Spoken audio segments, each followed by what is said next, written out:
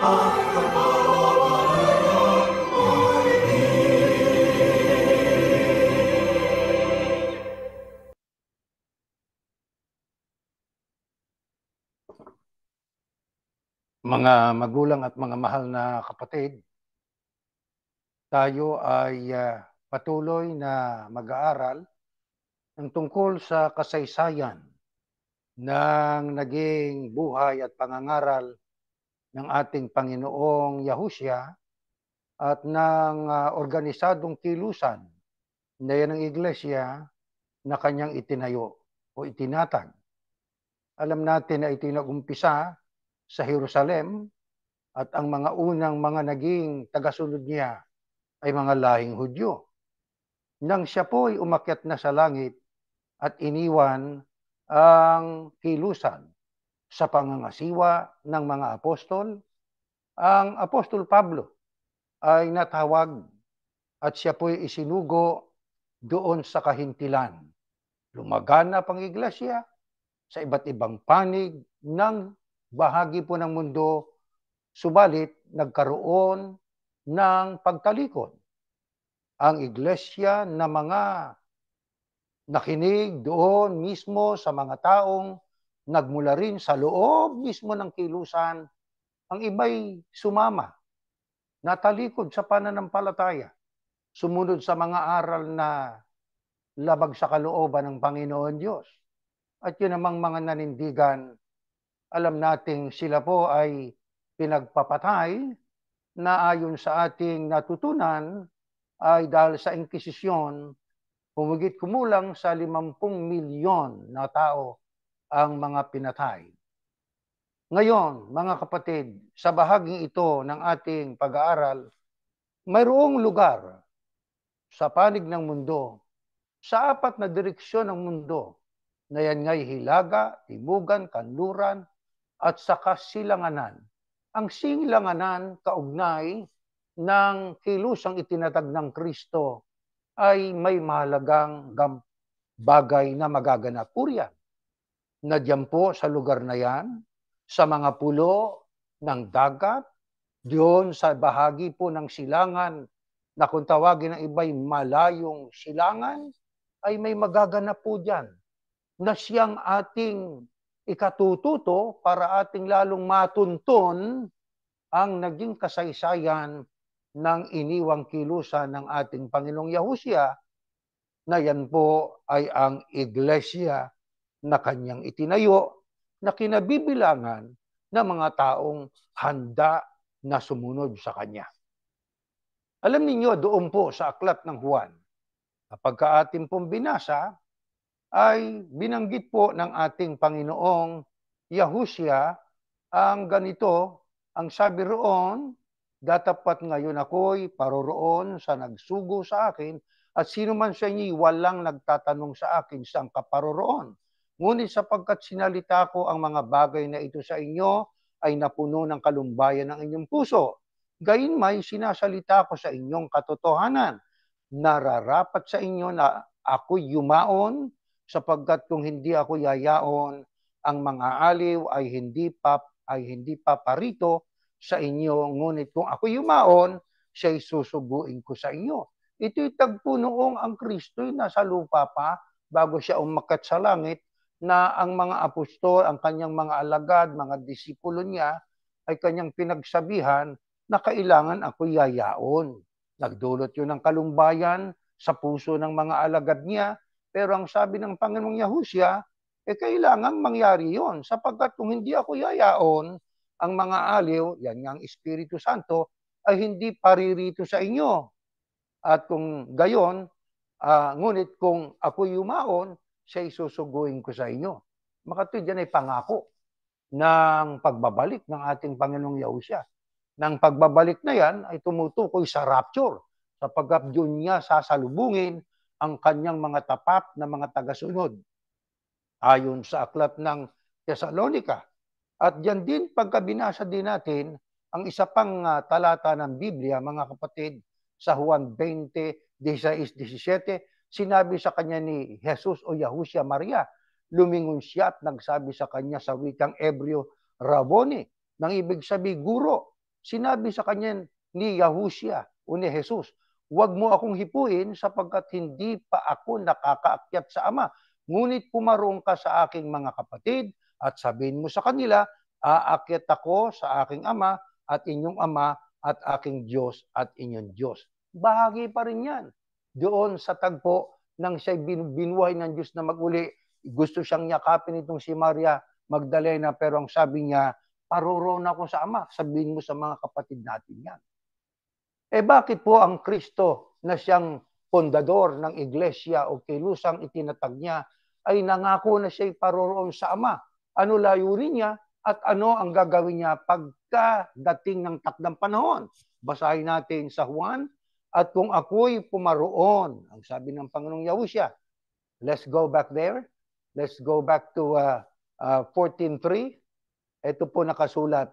Ayan. At kung ako'y pumaroon at kayo'y maipaghanda ng kalalagyan, ay muling paririto ako at kayo'y tatanggapin ko sa aking sarili, upang kung saan ako naroroon, kayo naman ay dumuon. Yan po ay pananalita ng ating Panginoong Yahushua sa kanyang mga alagad.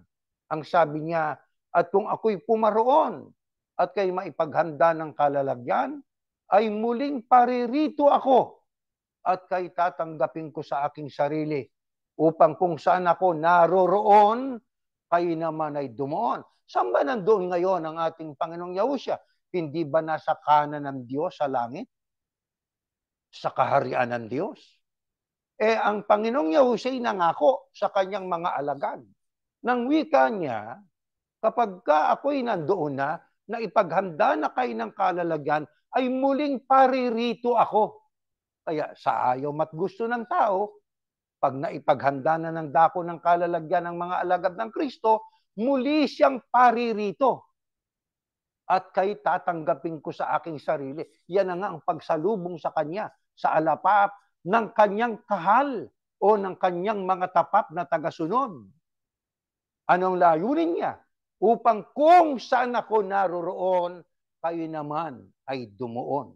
Mga kapatid, sa ating pagpapatuloy, sa ating ginagawang pag-aaral, bakit po, mga kapatid, na ating natitiyak na napakahalaga niyang dakong silangan para po ating matunton ang kilusan na itinalikod nung unang panahon o unang siglo. Pakinggan nga natin itong nakasulat sa hula ng ating Panginoong Yahushua. Next slide. Sa 10:16, eto nakasulat. At meron akong ibang mga tupa na hindi sa kulungang ito. Sila'y kailangan din namang dalhin ko at kanilang diringgin ang aking tinig at sila'y magiging isang kawan at magkakaroon ng isang pastor. Bakit mahalagang silangan para ating matunton ang kilusang iniwan ng Panginoong Yahushua sa panahon ng mga apostol na itinalikod naman ng mga bulaang mga mangangaral? Sapagkat ang sabi ng Kristo sa mga unang mga tagasunod niya, meron pa akong ibang mga tupa. Hindi sa kulungan ito, katumbas hindi nyo kasama. Anong gagawin niya? Sila'y kailangan din namang dalhin ko. Anong gagawin ng mga tupa niya? Kanilang diringgin ang aking tinig at bunga ng kanilang pagdinig sa tinig ng ating Panginoong Yahushua. Ano ang magiging resulta? Sila'y magiging isang kawan. Ang kawan ay binubuo ng mga tagasunod ng ating Panginoong Yahushua at magkakaroon ng isang pastor. Ang isang pastor na yan ay tumutukoy din sa ating Panginoong Yahushua Hamasiak. Ano ho ang pahayag pa kaugnay nito? Ayon sa Biblia, sa 2:38, sinabi sa kanila ni Pedro, mangagsisi kayo at mangagbautismong bawat isa sa inyo sa pangalan ni Yahushua Kristo sa ikapagpapatawad ng inyong mga kasalanan at tatanggapin ninyo ang kaloob ng Espiritu Santo sapagkat sa inyo ang pangako at sa inyong mga anak at sa lahat ng nangasa malayo, maging ilan man ang tawagin ng Panginoon nating Diyos sa Kanya. Kaugnay nitong ibang mga tupa ng ating Panginoong Yahushua, ano ang pahayag diyan sa ating binasa? Ang pahayag ni Pedro ay magsisi kayo at magbautismo ang bawat isa sa inyo sa pangalan ng Panginoong Yahushua ang Kristo sa ikapagpapatawad ng mga kasalanan. Sino ho ang kausap diyan ng Apostol Pedro? Yan po'y hula rin nang sabi ay sapagkat sa inyo ang pangako, isang grupo yon. At sa inyong mga anak, pangalawa po yon. At sa lahat ng nangasa malayo. Anong gagawin doon sa nasa malayo? Maging ilan man ang tawagin ng Panginoon nating Diyos sa Kanya. Sino po yung tinutukoy na sa inyo ang pangako? Yon ayon sa Roma, Kapitulo 9, yan po ang mga natawag na. Yan nga po ay binubuo ng mga lahing mga Hudyo sapagkat ang mga unang mga tagasunod ng Kristo ay mga Hudyo.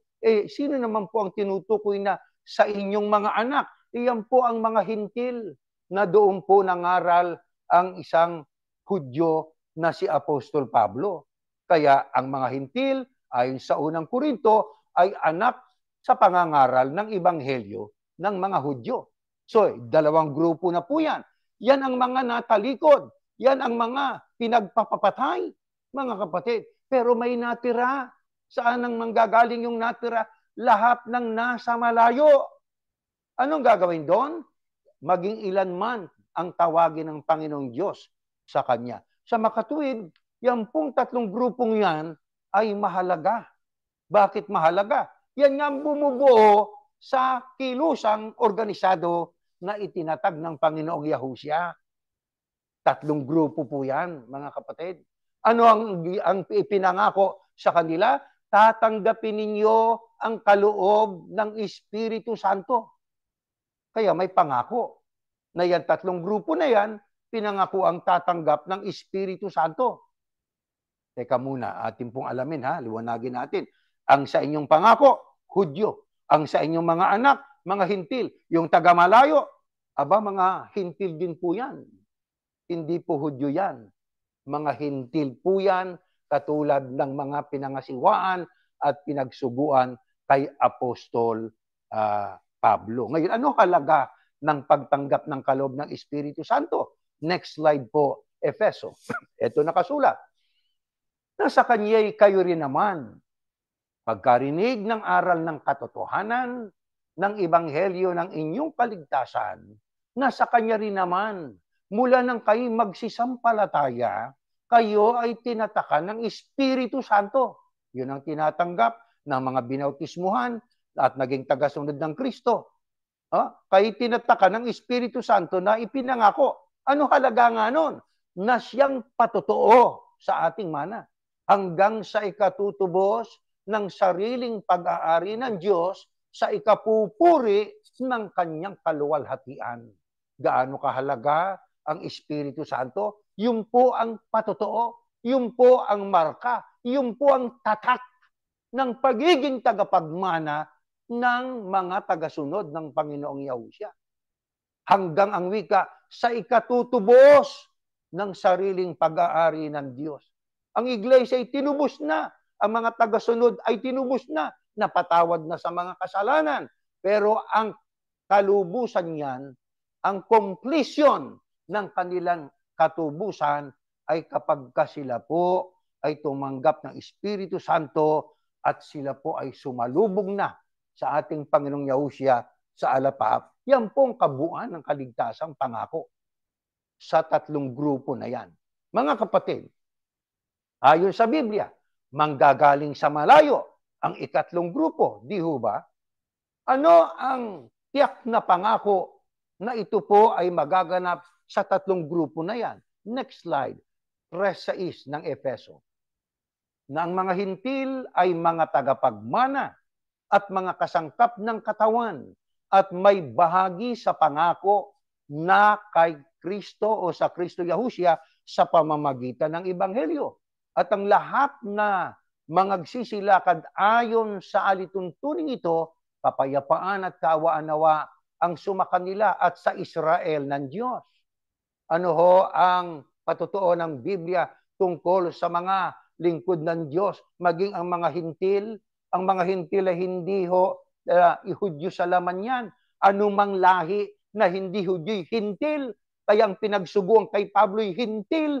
Ang mga taga-malayo ay mga hintil din. Ano ang sabi ng Biblia? Naging kasangkap ang wika ng katawan. Ano yung katawan? Yun ang iglesia. Sinulo ang Kristo. Yan nga ang organisadong kilusang itinatag ng Kristo. Ano ang tawag sa kanila? At lahat ng wika ng mga agsisilakad ayon sa alituntuning ito, katumbas kapag kay nakayahushya na. Ano ang sabi? Sa Israel ng Diyos. Israel ka na ng Diyos. Di ho ba?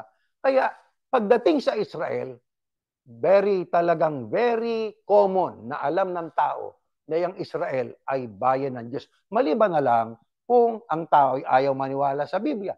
Pero sa mga taong nagkiklaim na sila ay Kristiyano, ay talagang nasa Biblia, alam na alam nila na ang bayan ng Diyos nung una ay ang bayang Israel.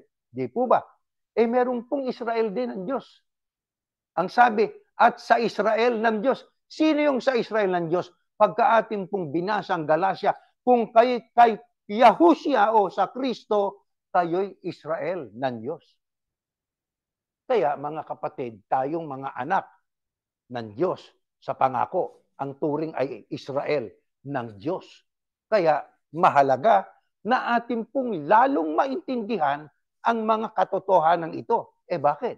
Sapagkat kung tayo po ay kapos sa kaalaman, ang sabi, ang kakulangan ng kaalaman ay ikapapahamak ng aking bayan.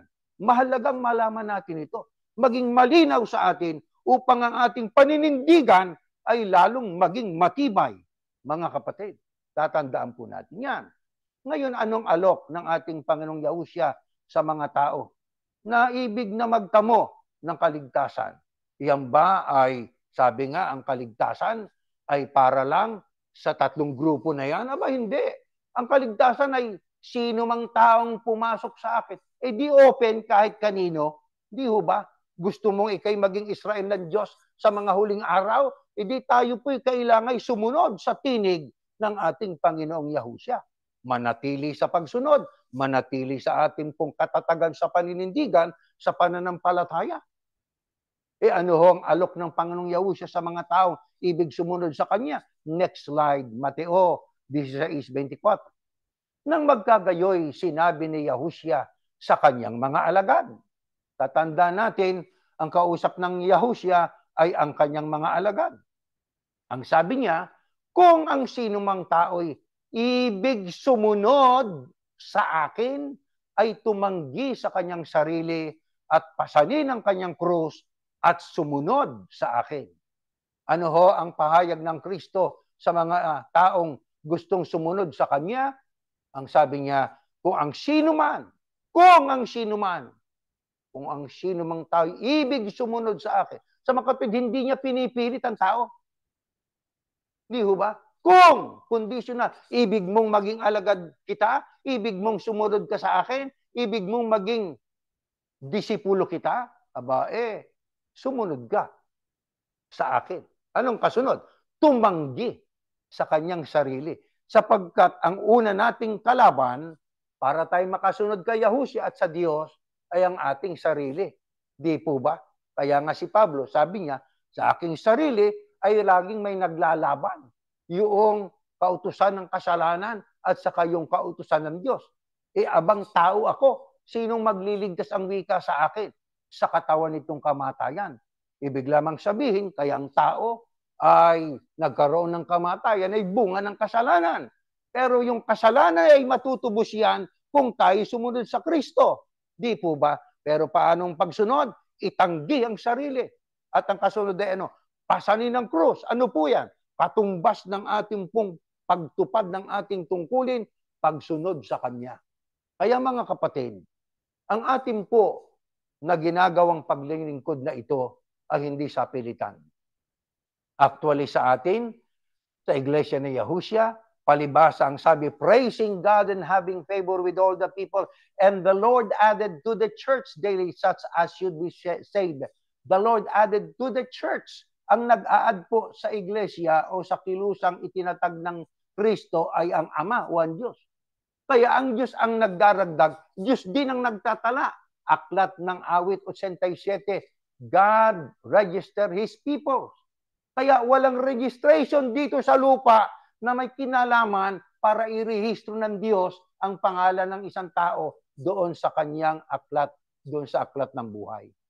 Di po ba? Diyos lang ang nakakaalam yan. Kahit kailan, hindi niya ipahihintulot sa isang tao na gaya natin ang talaan ng maliligtas. Sapagkat ang tao ay pwedeng maging kurap. Di ba? Kung kaibigan niya, kahit gumawa ng kasalanan, hindi niya alisin sa talaan yon. Kung yung talaan na yon ang batayan sa kaligtasan para ikay matala sa aklat ng buhay sa langit, makawawa naman yung iba na nanindigan sa tama, inalis sa talaan, di ba maliligtas yon? Maliligtas ba yung kahit na sila gumawa ng kasamaan, kumot malakas sila doon sa pinuno nila, hindi inaalis sa talaan, maliligtas ba yon? Kaya hindi ipahihintulot ng Ama kailanman na ang registration ng maliligtas ay kanyang ipagkatiwala sa kamay ng isang sekretaryo general ng kung anumang relihiyon sa mundo, mga kapatid. Ngayon, ayon po sa aklat ng Biblia, tatandaan po natin, tatlong grupo po yan. Pero ano magaganap sa ikatlong grupo? Next slide. Ito po nakasulat. Zacarias. At aking dadalhin ang ikatlong bahagi sa apoy. At sila'y dadalisayin ko na parang pilak na dalisay. At sila'y susubukin ko na parang pagsubok sa ginto. Sila'y magsisitawag sa aking pangalan at aking silang didinggin. Aking sasabihin, siya'y bayan ko. At kanilang sasabihin, ang Panginoon ay aking Diyos. Ano ang magaganap sa ikatlong bahagi po noong hinulaan ng ating Panginoong Yahusya, maging na mga apostol, na ayon sa mga apostol, tatlong grupo yan. Ayon sa Kristo, aking ibang mga tupa. Yung ikatlong bahagi, idadaan sa apoy. Tao po yan, kapatid ng ministro. Opo, di masusunog sila. Hindi, ano ho yan? Symbolical po yan. Figuratibo. Ng apoy ay sumasagisag po yan ng pagsubok. Ano katunayan? Ayan, no? At sila'y susubukin ko na parang pagsubok sa ginto. Sa makatwid, ang ikatlong grupo ng iglesia na itinatag ng Panginoong Yahusya ay dadaan sa apoy. Ano layunin? Dadalisayin na parang pilak na dalisay. Di ba? Ang pilak ay idadaan sa apoy yan, yung literal na pilak. Di ba? Para maging yung ano, yung tawag dito, itong ginto, di ba, dinadaan din sa apo yan. Para maging 24K. Yun ang talagang mataas na uri ng ginto. Dalisay na ginto po yun eh. Di ba? Kung sa literal na nagbahagi ng buhay natin, gaya ng ginto, idinadaan sa apoy para dalisayin, maalis yung impurities, para maging pure gold, maging 24K, ganyan din ang mangyayari sa mga tagasunod ng Panginoong Yahusya. Yung ikatlong bahagi po nun, dadalisayin sa apoy. Susubukin. Pag dumating ang pagsubok, ano gagawin? Sila'y tatawag sa aking pangalan. Kaya salamat, nalaman natin ang pangalang Yahuwah. Bibigkasin natin ang pangalang Yahuwah. At yan nga ang namangyayari sa ikatlong grupo na yan. Sila'y aking didinggin, aking sasabihin, siya'y bayang ko. At kanilang sasabihin ng Panginoon ay aking Diyos. Hindi ba ganyan nga nangyari sa iglesyang ito? Ikatlong grupo nagdaan sa pagsubok po yan. Ang ikatlong grupo ng iglesia, kung ano-anong pinagdaanan yan. Pero sa awa at tulong ng Diyos, kumot siya'y kinikilala niyang bayan niya, didinggin niya ang kanilang pagtawag. Nangyari po yan nung tayo nandun pa sa iglesyang yon. Pero sa ikatlong grupo na yan, meron ding mangyayari po dyan. Mga kapatid, ano mangyayari dyan sa ikatlong grupo na yan? Aba, may magaganap na pagtalikod din. Kaya dahil sa pagtalikod, ano mangyayari? Mangyayari, mga kapatid. Basahin po natin ito sa aklat ng Isaias. Next slide. Ito nakasulat. Ayan. At ang anak na babae ng Sion, na yan pong anak na babae ng Sion, ayon sa ating pag-aaral, at maging nga mga pag-aaral ng iba't ibang Bible scholars, tumutukoy po hindi lang sa Jerusalem, hindi lang sa Israel, kundi maging sa iglesia. Ay ano, naiwang parang balag sa isang ubasan, parang pahingaan sa halamanan ng mga pipino, parang bayang nakukubkob. Kung hindi nag-iwan sa atin ng napakakaunting labi ang Panginoon ng mga hukbo, naging gaya sana tayo ng Sodoma, naging gaya sana tayo ng Gomora. Anong ating sinasabi kanina? Yung ikatlong grupo ng iglesia, natupad po yan. Sa malayong silangan, sa mga pulo ng dagat, tatawag sila, didinggin. Pero may mangyayari din dyan sa ikatlong grupo na yan. May mag-iiwan sa anak na babae ng Sion. Ano ibig sabihin? Iiwanan nila? Ang alin? Yung iglesia na ikatlong grupo.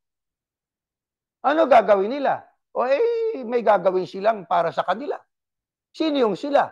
Yan po ang mga namumuno. At mamaya, mababasa natin po yan. Mga manggagawa din yan. Mga mangangaral din po yan. Kaya ang ginawa ng Panginoon Diyos, nag-iwan ng Diyos. Sinong iniwan ng Diyos? Yung napakakaunting labi, remnant, very small remnant of the daughter of Zion. Ano layunin ng Panginoon Diyos? Ba't siya nagtira doon sa anak na babae ng Sion ng napakakaunting labi? Sapagkat ang ibig niya, huwag matulad ang ikatlong grupo sa Sodoma at Gomora. Ano nangyari sa Sodoma at Gomora? Hindi ba yun ay nilipol ng Panginoon Diyos? Ayaw niya na mangyari yan. Doon sa mga tinulaang ikatlong grupo. Kaya para may magpatuloy sa paglilingkod sa iglesia na yan ang ikatlong grupo, nagtira ang Diyos. mula sa iglesia o iglesia ng Sion, babae ng Sion, anak na babae ng Sion, nagtira siya ng napakakaunting labi. Kukunti, napakakaunti. Kaya tama lang po yung kasabihan, ang sinasabi sa Biblia, marami ang tinawag, kakaunti ang hinirang. Kaya mula sa mga tinawag, sa ikatlong grupo ng iglesia, na yan ang movement ng Panginoong Yahushua HaMashiach, ay nagtira siya ng napakakaunting labi. Bakit nga ba? Bakit? Ito dahilan, mga kapatid. Sa 24:15, next slide. Ito dahilan. Ayan, therefore in the east, give glory to the Lord. Ano ang sabi? Sa east, magbigay kayo ng kaluwalhatian sa Panginoon. Exalt the name of the Lord, the God of Israel, in the islands of the sea. Kaya doon sa east, gaya ng ating tanong kanina, sa panimula ng ating pong pag-aaral, mahalaga yung east. Mahalaga din yung malayong lugar. Mayroon pa akong ibang mga tupang nasa malayo. Binabanggit sa malayo. Sa east, anong sabi sa hula? Therefore in the east, give glory to the Lord. Exalt the name of the Lord, the God of Israel, in the islands of the sea. East, islands of the sea. From the ends of the earth, we hear singing. Ends of the earth, pag malapit ng katapusan ng mundo o wakas ng lahat ng bagay. Na ayon po sa ating natutunan sa iglesyang ating pinanggalingan, yan po ay July 27, 1914. Kaya siguradong ito ay referido sa ikatlong grupo ng mga lingkod ng Panginoon Diyos kung saan sila manggagaling. Islands of the sea, yan ang Philippine Islands. Oh, mga ends of the earth, yan naman po yung 1914. Saan po yan matatagpuan? Sa east, hindi sa north, hindi sa south, hindi sa west, kundi sa east. Sa silangan. Ano ang mangyayari? Ang sabi riyan, from the ends of the earth, we hear singing glory to the righteous one. But I said, teka muna, diyan sa ends of the earth and islands of the sea, sa east, ang inaasahan din nila ay aawit sila ng papuri para sa righteous one. Sino bang righteous one? Walang matuwid, wala kahit isa. Ang Diyos lang ang matuwid. Maging ang Panginoong Yahushua, di ba? Ba't niyo ako tinatawag na mabuti? Isa lang mabuti, isa lang matuwid, isa lang righteous, ang Panginoon na si Yahuwah. Pero ito, ang kasunod, tatandaan natin. But I said, I waste away. Woe to me, the treacherous betray, with treachery, the treacherous betray. Magkakaroon ng pagtalikod, magkakaroon ng pagtataksil. Pag binasa nyo sa Tagalog, mga manggagawang taksil. Kaya yun ang mag-iiwan diyan sa anak na babae ng Sion o sa iglesia. Pero kung sila'y magtataksil sa iglesia, nagtira ang Diyos ng napakakaunting labi. Para yun ang magpatuloy sa movement ng ating Panginoong Yahushua. Di po ba, mga mahal na kapatid? Kaya diyan sa ating po na pinag-aralan na yan, maliwanag ang ating pong kahalalan.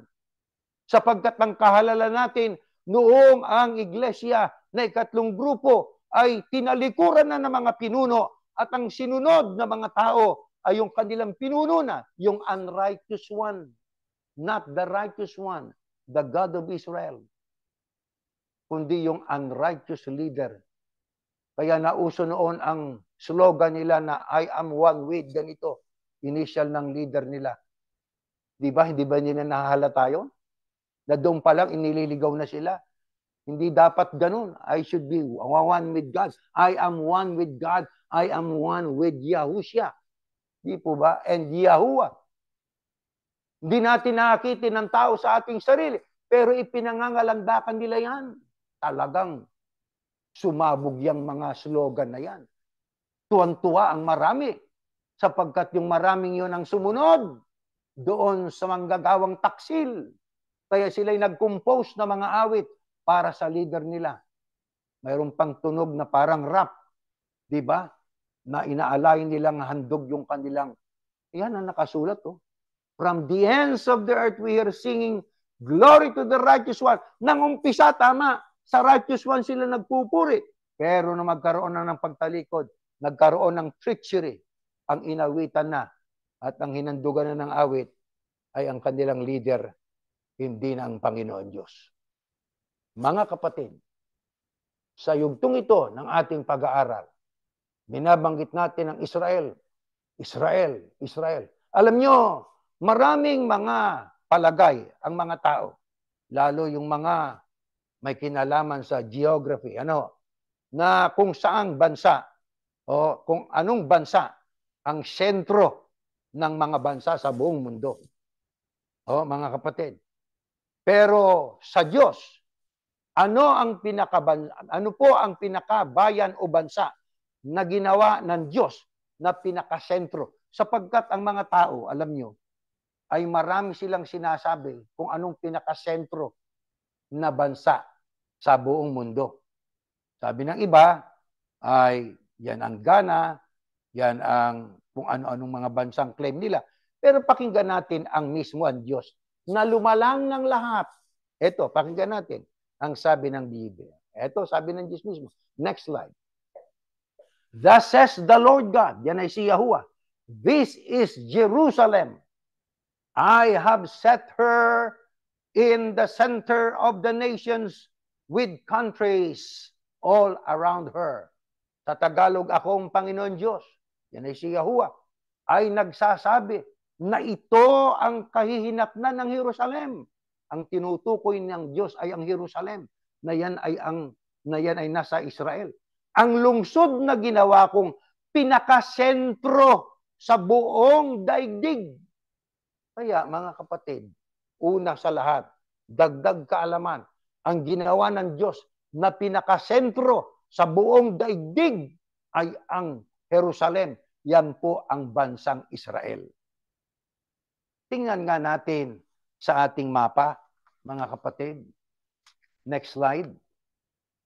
Ito, ayan Alam nyo, kapag yan ang equator, yan po ang mundo ang globe, di ba? Kaya dyan sa nakasulat nakapoint yung arrow dyan sa gitna, equator, tapos yung prime meridian, mayroong bansang kung tawagin ay Takoradi, Ghana, na ayon sa iba, yan po ang pinakasentro daw ng mundo. Itatandaan po natin, ang mundo'y sphere, di ba? Bilog, pabilog. Pagka pabilog, walang end po yan na lugar pabilog So kung walang pabilog, sabi nga walang sentro. Kaya nga, kumot yan ang katotohanan ng ating mundo, sinabi na ng Diyos para tayo wag magkamali at maligaw. Ginawa ko kung sa iba ng mga geographer, yang Ghana, ang sentro, sa iba kung ano-anong mga bansang sinasabi nila at ang ibang wika ay kung ano-ano pang mga lugar ang pinakasentro ng mundo. Sa Diyos ang tayo makinig. Ginawa ko, sabi ng Diyos, pinakasentro ang ang Jerusalem, na yan po ang bansang Israel. Mula sa Israel, sa nandoon ang Pilipinas. Next slide. Ito na makikita natin. Ayan. Yang number 1, yan po'y tumutukoy sa Israel. Number 2, yan ang Philippines. Let's go back to our globe. Ayan, ito nakasulat sa globe natin. Ayan. Ang Israel po ay nariyan lang dito banda sa bandang Turkey po yan. At saka ang Pilipinas, tingnan ninyo sa kanan ninyo, maliit na bansa. Nakikita ninyo? Kaya yung pinakita natin kaninang mapa, yung po'y malaki-laki para makita natin from Israel, ang Pilipinas po ay nasa silangan din. Pero kung ang Israel ay nasa Middle East, ang Pilipinas naman ay nasa Far East. Kaya maging sa Israel National Anthem, atin pong ipakita po yan. Ano ang sabi nila roon? Ito sa kanilang anthem. Next slide po. Sa anthem ng Israel, National Anthem. Ito nakasulat. Israel's National Anthem, Kol Ode, Balivab, Penema, hindi ko po intindihan yan, ay wikang yan Hebreo hindi natin maintindihan. Nepes, Yodi, Humia, Olfate. Ang ibig lang namin ipapansin, Misrak Kadema. Ayun. Misrak. Sa English, as long as the Jewish spirit is yearning deep in the heart, with eyes turned toward the east. Ang nakasulat sa original ay hindi lang basta east, kundi Misrak. Olfate, Misrak. Di ba? Toward the east. Looking towards Zion, iglesia, no? Then our hope, sabi ng sa lyrics sa kanilang anthem ng mga Israelita, then our hope, the 2,000-year-old hope will not be lost. Pero pag-asa sila. Siguro, yan nga ay nabuo siguro dahil sa udyok din ng Espiritu Santo, yung kanilang lyrics na yan, no? Kung sino man ang bumuo niyan. Para ipakita na may pag-asa. Mayroong pang taga-malayo. Yung Israel at ang mga hintil ng mga unang tagasunod ng Kristo na ipapatay at na italikod, pero may taga-malayo pa sa Misrak nang sabi, which eyes turn toward the east, or Misrak, looking toward Zion, their hope. Then our hope, the 2,000-year-old hope, will not be lost, to be a free people in our land and the land of Zion and Jerusalem. Alam niyo mga kapatid, may kinalaman ito sa ganang akin, may kinalaman ito sa millennial kingdom. Oo. To be free people. Kapag ngayon ang Israel ay pinagtutulong-tulungan, ngayon ang Israel ay ginigera, mula nang sila ay maging isang estado na isang bansa, ay hindi na sila tinigilan ng kanilang karatig bansa. Hindi wala silang freedom. Talagang sila ay ginigipit at ibig silang mawala sa mapa. To be free people in our land, in the land of Zion and Jerusalem. May kinalaman yan sa darating na millennial kingdom. Ang ating dapat na mapansin ay kung ang sentro, pinakasentro, ayon sa Diyos ng mga bansa sa buong mundo ay ang Israel. Ang Israel ay nasa Middle East. Ang mga ibang tupa ng Kristo manggagaling sa east. Saang east? Misrak o malayong silangan. Ang malayong silangan na yan ay natupad po yan. Na tayo sumasampalataya. 1914, nakarating sa ibang bansa sa malayong kanluran. Kailan? Sapagat ang sabi din naman sa hula, sa 43:5, fear not, for I am with you. I will bring your descendants from the east. Yan nga ang Misrak. Yan nga ang islands of the sea.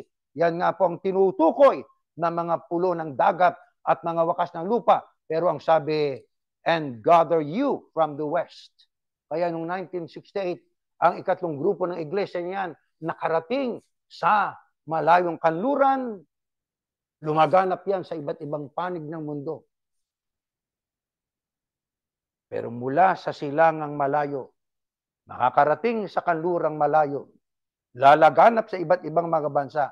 Subalit, nang matupad na ang Isaias Kapitulo 24, ang karamihan sa kabilang sa ikatlong grupo ng iglesyang ito ay mas dapat nilang makinig at sumunod sa leader nila na nag-iwan sa anak na babae ng Sion. Kaya nagtira ang Diyos ng napakakaunting labi sa anak na babae ng Sion. Mga kapatid, kung paanong unang natupad ang sinasabi, from the west I will gather you, natupad po, yan ang unang fulfillment ng hulang ito. Nagkaroon ng second fulfillment po yan. Katulad nga ng pagtuturo noon ng kapatid na Eranio Manalo, nang sabi niya, many of the prophecies of the ancient prophets, especially the prophecy of Prophet Isaiah, the completion of many of his prophecies will be in the future. Ang karamihan sa mga hula ni Propeta Isaias, kung natupad man ang iba, ang karamihan at ang kabuuan ng katuparan niyan ay sa darating na future o darating na panahon. Ay 1968, unang natupad ang gathering sa West. Pero nang matupad ng 24, pagtalikod nila, iniwan nilang iglesia, nagtira ang Diyos ng napakakaunting labi. Saan manggagaling ng napakakaunting labi? Doon din sa West. Dito. Kailan nagkaroon po ng pag natitinipon ng Diyos itong napakakaunting labi noong Enero 19, 2019, doon sa California. Di po ba, mga mahal na kapatid? Kaya natupad yan. Ang natirang napakakaunting labi. Pero mula doon ay marami ding humiwalay pa para matupad yung salitang napakakaunting labi sa anak na babae ng Sion. Paano makikilala sila? Sila po ang magpapatuloy sa pagsunod. Hindi sila magpaparehistro sapagkat nakarehistro na. Nakatatag na. Ang tumalikod ay tao. Kaya yung napakakaunting labi, binuburi ng mga tao. Pero ang kanilang ipinagpatuloy na gawin ay sundin ang kalooban ng ating Panginoon Diyos. At ang sabi pa nga doon sa hula, sa The Message, doon sa 1:26-27, sila po ay bibigyan ng bagong pangalan. Kaya Iglesia ni Cristo, pinalitan ng Diyos yan ng Iglesia ni Yahushua, sapagkat mas angkop yung pangalang Yahushua, sapagkat ayon sa Mateo 1:21, ang ipanganganak ni Maria ay tatawaging Jesus o Yahushua. Yahushua ang ating minarapat, sapagkat yan ay kombinasyon ng pangalang Yasya at Yahuwah. Pag pinagsama, Yahushua, tagapagligtas. Ako ang siyang tagapagligtas. Di ho ba? Ang pangalang Kristo, pangalang titulo. Di po ba? Nang ibig sabihin ay Mesias, the anointed one. Kaya ang ating pong stand, yan ang napakakaunting labi, yan nga po ay ang Iglesia ni Yahushua. Tayo po ito, mga mahal na kapatid. Tayo po ang nagpatuloy. Kaya kapag ka nagtatanong ang mga nasa iglesia na ating pinanggalingan, dumadami ba kayo? Opo, dumadami kami. Pero hindi kami kasindami ng ilan o ng sino pa man sa inyo. Sapagkat ang sabi ng Biblia, napakakaunting labi ang iniwan na magpapatuloy sa paninindigan, sa paglilingkod sa Panginoon Diyos. Ano katunayan? Ito pang sabi ng Biblia, sa 24:14, saan mang gagaling itong mga maninindigan na itong napakakaunting labi na ito. Next slide, Isaiah 24:14. Ganito po ang ating mababasa. Ang mga ito'y maglalakas ng kanilang tinig, sila'y magsisihiyaw dahil sa kamahalan ng Panginoon ay nagsisiyaw sila sa malakas mula sa dagat. Pag binasa natin sa Ingles, they raise their voices, they shout for joy from the west. They acclaim the Lord's majesty. Mula rin sa west. Yan ang second fulfillment ng prophecy na pagtitipon sa kanluran. Ang una ay 1968. Pero nang tumalikod na, nagtira ng napakakaunting labi.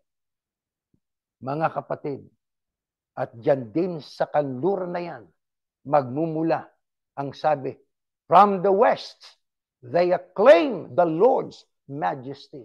Dito natin nakilalang pangalang Yahuwah, nakilalang pangalang Yahushua. Salamat sa Diyos. Pinupuri natin ang Diyos sa mga biyayang ito na ating tinanggap mula sa Kanya. Ang Diyos ang tumatawag, hindi ang tao. Ang Diyos ang siyang nagbubukod sa mga tinawag niya. Siyang pumili sa mga tinawag niya upang itira na siyang maninindigan at magpapatuloy ng pangako niya. Sasama siya, tutulong siya, papatnubay siya sa kanila. 7 taon na tayo, mga kapatid, mula nang tayo binigyan ng karapatan ng gobyerno ng Amerika na sumamba na may abuloy. Anibersaryo natin ngayong taong ito. Di po ba? Kaya tayo nagpapasalamat sa Ama. Ano ang kailangan natin gawin? Itanaw at itingin ang ating pong pag-asa sa pagdating ng ating Panginoong Yahushua sa alapap, na yan ang ating pinakahihintay. Sapagkat ano pang hahanapin natin? Lahat ng mga ipinapahayag, mga hula ay natupad na. Yung pagbabalik na lang niya, ang kanyang pabalik na pangakong yon sa kanyang mga alagad, yun ang ating hintayin ng buong tiyaga, ng buong paninindigan. Gaano pa man ang hirap na ating daranasin pa, mga mahal na kapatid, huwag nating iwan ang ating pananampalataya. Ang ating pananampalataya ito'y kinakatigan ng Biblia. Hindi tayo sumusuntok sa hangin. Tayo nakasisiguro ng ating kinalalagyan. Ito ay bunga ng hula, ng mga hula na nakasulat sa Biblia. Ang gagawin natin magtulungan, tumulong sa isa't isa para lalo tayong magkaroon ng matibay na pag-asa. Saklolohan ng mahihina. Ipanalangin ang mga kapatid na nasa panganib. Ipanalangin din natin pati na ang mga dati nating kasama sa ating pinanggalingang reliyon na kung paanong tayo iminulat ng Diyos sila sana'y ganun din. Upang anuman ang dumating pa, maaring mangyari ang digmaan na matindi at mga kalamidad at mga iba't iba pang mga sakit na lalaganap pa sa panghinaharap sapagkat nakasulat sa Biblia yan. Mga kapatid, magiging matibay tayo. Huwag tayong magkaroon ng bahid ng anumang alinlangan. Panghawakan natin ang ating kahalalan, ang ating karapatan sa pagtawag kay Yahuwah hanggang sa dako pa roon ng ating buhay. Yan ang ating pong ipapanalangin sa Diyos. Tayo po'y tumayo, mga mahal na kapatid. Ama naming Yahuwah, marami pong salamat sa iyong mga katotohanan ito. Sa amin pong ginawang mga pag-aaral, minsan mo pa pong nililinaw sa aming kaisipan na kami po ay hindi po sumusuntok sa hangin, nakatumbas ay hindi po kami nasa kalagayan na nag-aalinlangan o kaya walang kasiguruhan, kundi tiniyak mo, mga anak mo kami. Kami po'y Israel, gaya po ng mga unang lingkod mo noon, pinangakuan mo. Kaya kami, bunga ng kami ay naging sangkap at naging kasama na sa kilusan ng iyong bugtong na anak. Ang pagturing mo sa amin, kami Israel mo na rin. Kaya purihin ka, Ama, niluluwalhati ka po, pinasasalamatan ka ng aming mga kaluluwa. Lagi naming tatandaan, ang iyong mga pangako ay matibay. Ang mga pangako mo ay aming mapanghahawakan.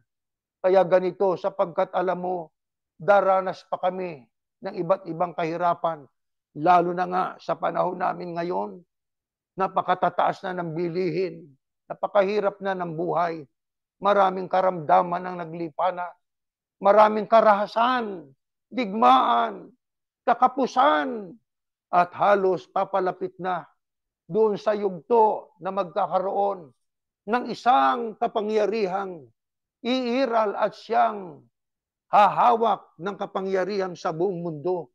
Yan ang Antikristo.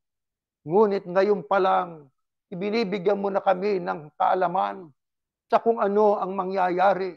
Kaya ang aming hinihiling sa iyo, Ama, kami iyong basbasan at tulungan. Ang aming inaasahan na doon kami magtatamo ng kaligtasan, hindi sa araw ng paghuhukom, kundi sa unang pagkabuhay ng mga patay. Yan ay sa araw ng pag-agaw o rapture ng mga tunay mong mga tagasunod. Kaya aming inihiling sa iyo, ito ang aming panghawakan. Ito ang aming po na sampalatayanan. Dito kami magpakasigla. Dito kami magpagamit sa iyo bilang instrumento para siyang maging bibig mo upang maipamalita ang katotohanan ito sa aming kapwa. Aman Diyos, ikaw ang makapangyarihan sa lahat. Amin pong ipinagmamakaawa sa iyo. Pakibasbasan mo rin ang aming mga mahal sa buhay at kaibigan. Mga kakilala, nawa sila man po ay magkaroon ng pananabik sa pagsisiyasat. At sa kanilang pagsisiyasat, sana'y matagpuan kanila, maakit kanila, at sila po ay makasama namin sa pagsambat pagpupuri sa iyo. Alalahanin mo kami araw-araw. Huwag mo kami pong iiwan, Ama. Huwag po. Sapagkat sa amin po pang araw-araw na pamumuhay, talagang dama namin ang mga kahirapan. O Panginoon, maawa ka. Hawakan mo kaming mahigpit. Huwag mo kaming papayagan na makabitiw sa aming pagkarapatan. Tulungan mo po ang mga nanghihina. Aliwin mo ang mga nalulungkot, ang mga anak mo mga may sakit, na sa iyo lamang umaasa. Ama, sana tulungan pang mabuhay upang kami sama-sama pa sa pagsamba't pagpupuri sa iyo. Salamat. Hindi man nakatas ang aming mga kamay. Nangangako kami, hindi kami padadaya, hindi kami lilihis. Mananatili ho kami sa katotohanan sa pagsunod sa mga aral mo. Ang lahat ay sa ngalan po ng Panginoong Yahushua na aming dakilang tagapagligtas. Amen.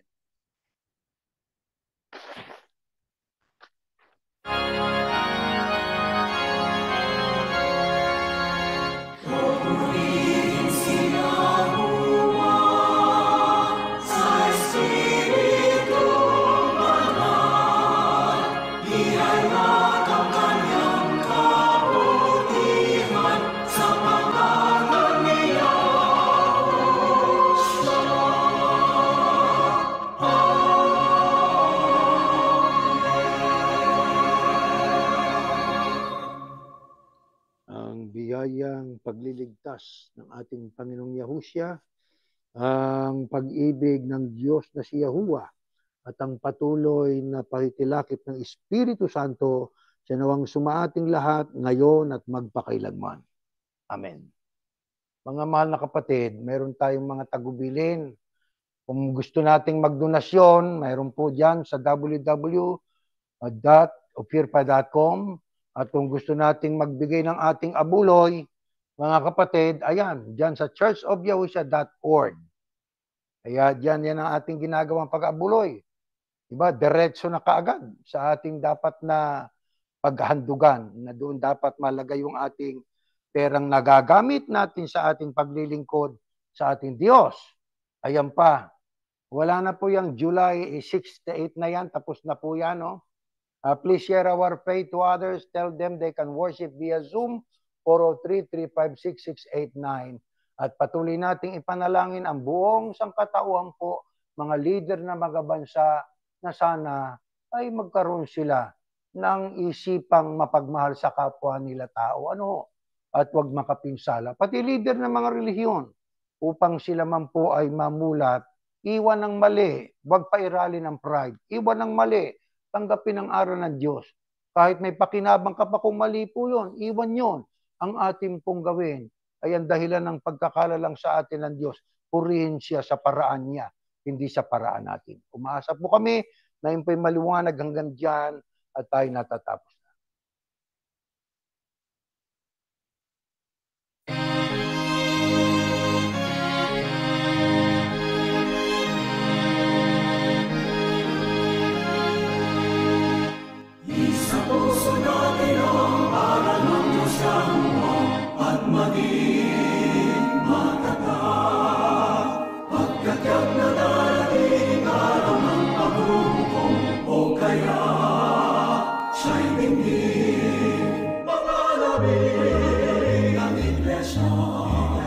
Ipagtanggol ang katwiran, damit ang sandal.